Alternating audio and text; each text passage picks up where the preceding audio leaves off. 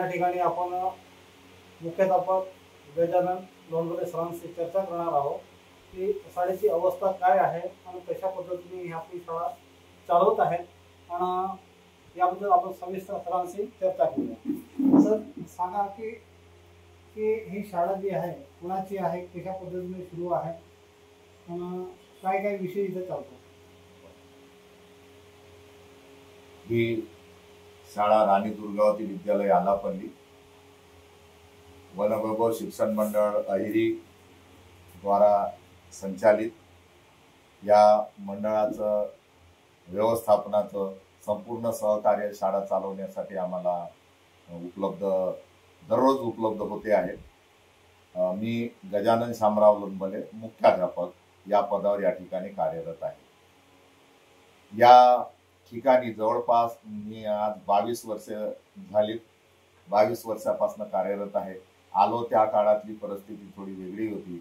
आज 144 विद्यार्थी मी आलो तेव्हा होते 5वी ते 10वी मध्ये। आज पाहतो तर एकूण 882 विद्यार्थी या शाळेमध्ये आज शिक्षण घेते आहे। वेगवेगळ्या क्षेत्रामध्ये ते काम करते आहे। नियमित अभ्यासक्रमासोबतच आम्ही विद्यार्थी चांगला घडला पाहिजे, विद्यार्थ्याला दैवत मानून त्याला देशाचा एक चांगला नागरिक तयार व्हावा म्हणून वेगवेगळे उपक्रम पण नियमित अभ्यासक्रम पूर्ण करण्यासोबतच राबवत असतो। त्यामध्ये विद्यार्थी वेगवेगळ्या शिष्यवृत्तीसाठी तयार व्हावा म्हणून अतिरिक्त तास घेऊन आम्ही विद्यार्थ्याची शिष्यवृत्तीसाठी तयारी करून घेतो। सोबतच स्पर्धा परीक्षा प्रत्येक क्षेत्रामध्ये जाण्यासाठी आज स्पर्धा आहे, स्पर्धा परीक्षा द्यावी लागते म्हणून स्पर्धा परीक्षेची तयारी सुद्धा आम्ही करून घेतो। त्यासाठी चांगले चांगले फॅकल्टी दिलीप पाटील सर, दीपस्तंभ फाउंडेशन जळगाव, त्यानंतर पवार सर, अशा वेगवेगळ्या चांगल्या चांगल्या फॅकल्टी वेगवेगळ्या विषयाच्या बोलावून विद्यार्थ्यांची स्पर्धा परीक्षेसाठी तयारी करून घेतो।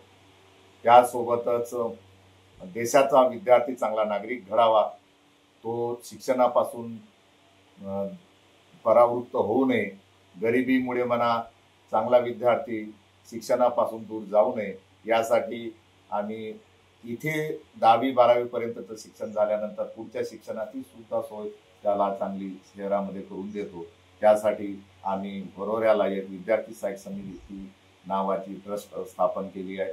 त्याच्या माध्यमाने वसतिगृहात राहणे, खाणे पिणे आणि वेगवेगळ्या कोर्सला ॲडमिशन घेऊन शिकण्याची व्यवस्था करून दिलेली आहे। अशा ठिकाणी पाठवतो, मोठ्या शहरांमध्ये सुद्धा विद्यार्थ्यांना पाठवतो। त्यासाठी विद्यार्थी स्वतः दत्तक घेतो, विद्यार्थी दत्तक घेऊन त्यांच्या शिक्षणाचा पूर्ण खर्च करून चांगले विद्यार्थी घडवतो। त्यामधूनच घडलेले बरेचसे विद्यार्थी आहेत की जे आज वेगवेगळ्या क्षेत्रामध्ये कार्यरत आहेत। आमचा मुख्य उद्देश हा प्रतिकूलतेमुळे आत्मविश्वास गमावलेल्या खडकाखाली सचेतन धुळधुळ वाहणारा झरा असतो, त्या झऱ्याला वाट मोकळी करून देऊन उत्फुल्लपणे नाचता यावं यासाठी हे राणी दुर्गावती विद्यालय काम करत आहे।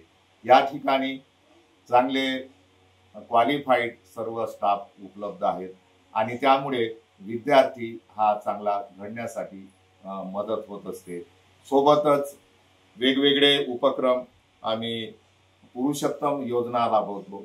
पुरुषांमध्ये उत्तम जीवन जगणारे समाजामध्ये जे काही व्यक्ती आहेत, सामान्यातनं असामान्य व्यक्तिमत्व जे आहे त्यांचं दर्शन विद्यार्थ्यांना व्हावं, त्यांचे विचार विद्यार्थ्यांपर्यंत पोहोचावे, त्यासाठी त्यांना आम्ही शाळेमध्ये आचरण करतो, त्यांचा कार्यक्रम आयोजित करतो आणि विद्यार्थ्यांना पुरुषांमध्ये उत्तम जीवन जगणाऱ्या चांगल्या चांगल्या पुरुषांना या ठिकाणी अविनाश सावजी सर आहेत अमरावती प्रयास फाउंडेशनचे, त्यांना बोलावण्यात आलं। राहुलजी रेखावार आज SCRTचे चेअरमन आहेत, त्यांना पण या ठिकाणी बोलावण्यात आलं। सोबतच प्रशांतजी वावगे आज ते इन्कम टॅक्स कमिशनर ऑफिसमध्ये आहेत, त्यांना पण या ठिकाणी बोलावण्यात आलं। असे नाना प्रकारे डॉक्टर नरेशचंद्र काटोडे सरांना बोलावलं, ज्यांच्या विचाराने आज विद्यार्थी प्रेरित होऊन चांगल्या चांगल्या क्षेत्रामध्ये आज विद्यार्थी आमचे कार्यरत आहेत। क्रीडा क्षेत्रात सुद्धा आम्ही काम करतोय। या वर्षीच्या शालेय शिक्षण व क्रीडा विभागातर्फे आयोजित बुद्धिबळ स्पर्धेमध्ये विभागावर आमचा विद्यार्थी सिलेक्ट झालेला आहे। तेजस लक्ष्मी नारायण दासरथी हा विद्यार्थी बुद्धिबळामध्ये विभागावर आज चमकलेला आहे। कला क्षेत्रामध्ये पण आम्ही काम करत असतो।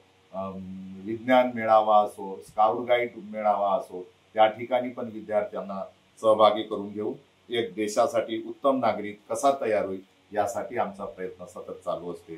सोबतच आजपर्यंत वेगवेगळ्या क्षेत्रांमध्ये चांगल्या चांगल्या क्षेत्रांमध्ये आमच्या शाळेमधून शिकून गेलेले विद्यार्थी कार्यरत आहेत।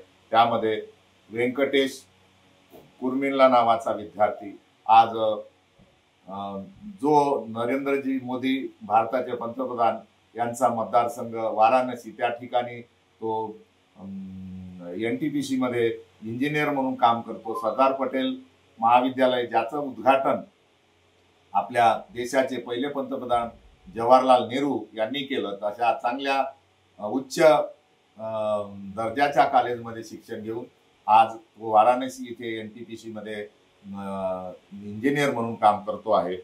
दुसरी विद्यार्थिनी आमची डॉक्टर संगीता मेडी आज मुंबई सारख्या ठिकाणी नेरळला ती प्राथमिक आरोग्य केंद्रामध्ये मेडिकल ऑफिसर मधून BAMS MD करून वर्ग 1 दर्जाची डॉक्टर आहे। अमोल कुकुडकर, डॉक्टर अमोल कुकुडकर हा पेरमिलीला कार्यरत आहे। वर्ग 1 MPSC परीक्षा देऊन सिलेक्ट होऊन वर्ग 1 दर्जाचे डॉक्टर आहेत।